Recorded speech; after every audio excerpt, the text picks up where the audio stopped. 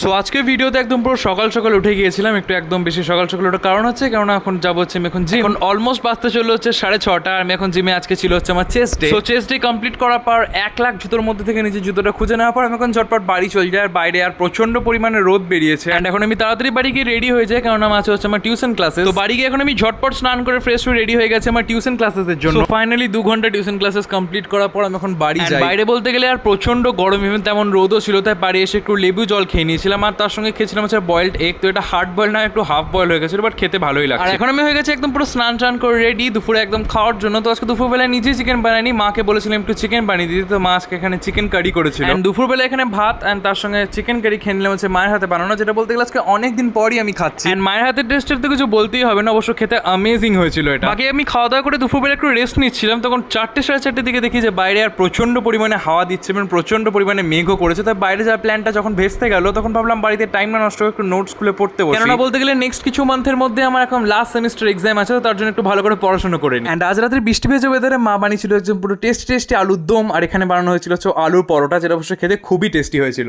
বাকি আজকের ভিডিও ছিল এতটাই, আবার দেখা হবে কালকে একটা নিউ ভিডিওর সঙ্গে। বাই।